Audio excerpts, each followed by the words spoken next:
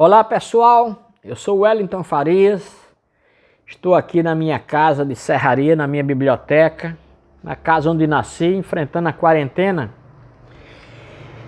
E aproveitando aqui o final de agosto, início de setembro, hoje é 1º de setembro, mês do meu aniversário, e tomando aqui um chocolatezinho quente, numa caneca linda, que foi trazida de Vigo, na Espanha,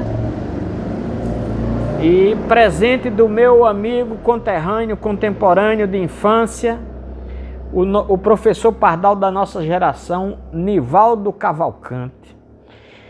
Olha, esse vídeo, para quem gosta de literatura, para quem gosta de crônica, não saia daí que você vai gostar.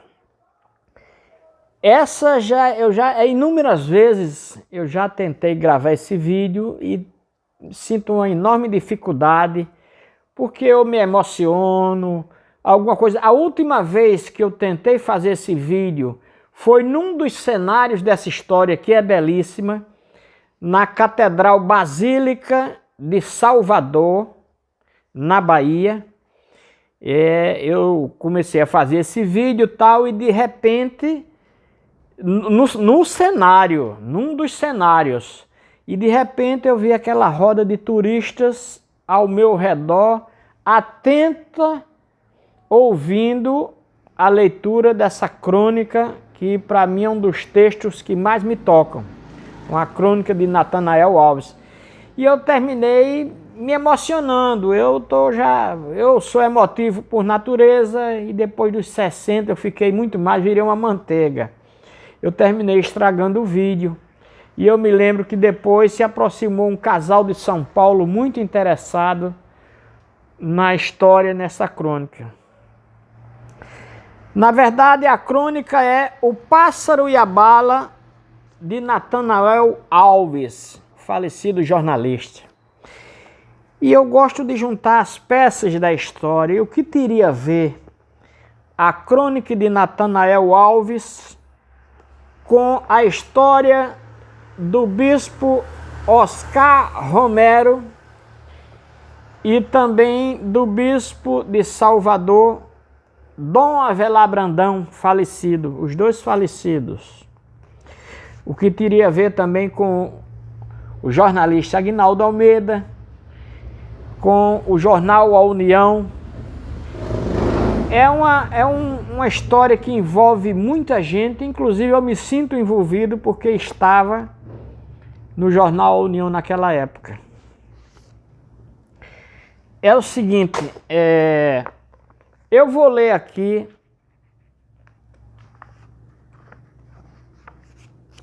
a crônica de Natanael Alves e depois eu vou explicar como se deu essa crônica, a história dessa crônica. O Pássaro e a Bala é o título da crônica. Na missa ecológica, um pássaro desce de sua liberdade e pousa no microfone do Cardeal Vilela em Salvador, Bahia. Em outra missa, em El Salvador, uma bala voa de sua carabina e rasga o coração do arcebispo Oscar Romero. Em cidades homônimas da mesma América, o pássaro e a bala. A vida e a morte em reza da mesma igreja, em apelo da mesma gente, ou de gentes conterrâneas de infortúnio quase iguais, da mesma fauna e da mesma flora. Um galo de Campina pousou no microfone baiano e, por menos que tivesse piado, acabaria por fazer o mais veemente discurso ecológico desses espaços devastados. A bala que atravessou o coração de Dom Romero silenciou parte de um salmo em composição. Os dois silêncios, o do pássaro e da bala, reportam o que resta de puro e o que sobra de amargo nesta América de veias cada vez mais amargas. A montagem das duas cenas comporia uma cinematografia patética. Comporia o único tempo fílmico de uma poética e dolorida terra em que o bem e o mal se desentenderam como se não fossem ponta nem cabeça da mesma condição humana. O que os assassinos de Romero fizeram foi apressar a ressurreição de Marte, Chamorro, Tiradentes e outros mártires da América. Quaisquer que tenham sido a origem da bala, a marca da arma, a ordem política para o assassinato, soviética ou americana, sobre o cadáver de Romero nascerão as plantas de uma nova civilização em que as injustiças serão varridas, se não para sempre, ao menos enquanto seus nomes forem lembrados. O pássaro baiano não era uma armadilha, não era uma arma prestes a detonar no peito do cardeal Vilela. Era uma ave que voara de sua liberdade para celebrar a união da natureza com o homem, brutal e quase definitivamente suprimida. Chorem os salvadorenhos, cantem os baianos o mesmo salmo. A vida e a morte são frações de um mesmo todo, partes de uma mesma sina. O pássaro não era uma bomba, a bala não era um pássaro.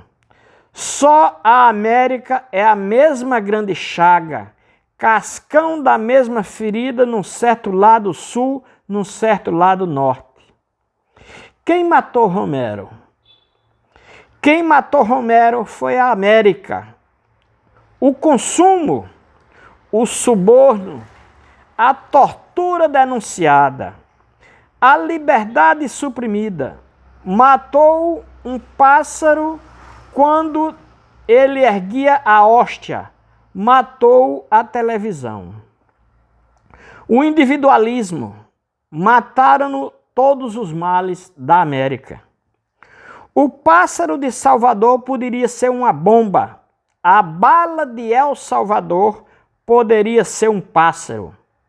Os bispos e arcebispos de toda a América estão marcados para morrer, exceto os que condenaram João 23, exceto os que não simpatizaram com a mansidão de Paulo VI, exceto os que não gostaram do riso de João Paulo I, exceto os que renegam as viagens de João Paulo II.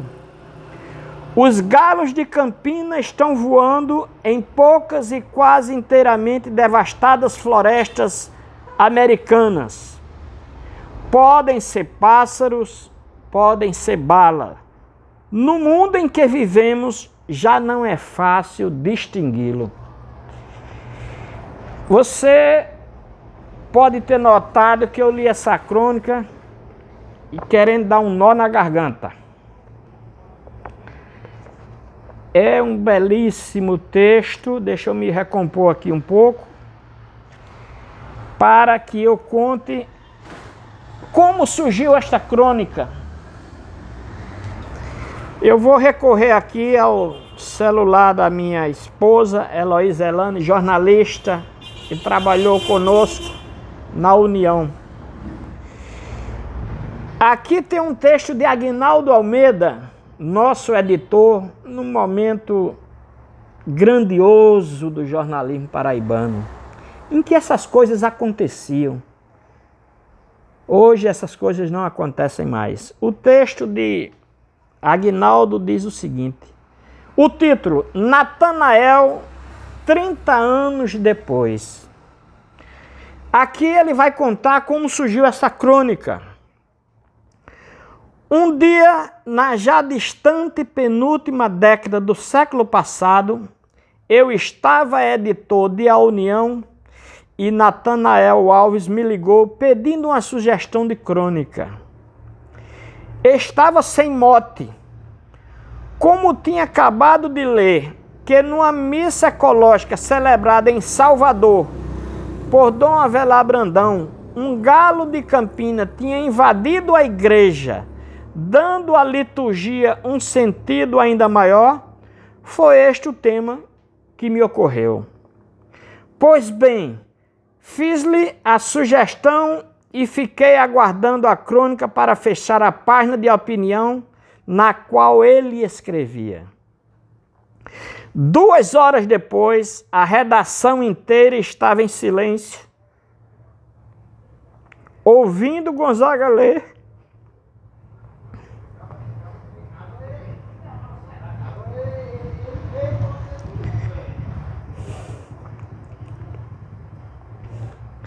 Difícil, viu? Ler pausadamente e emocionado.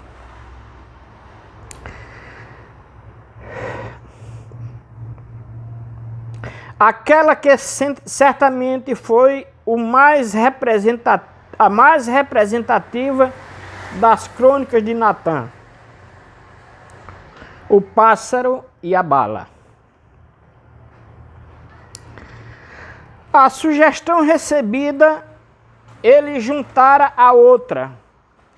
É que no mesmo dia, um comando terrorista de direita invadiu a igreja em El Salvador e assassinou um arcebispo. Juntar estes 2 acontecimentos e conviver com eles, transformando-os na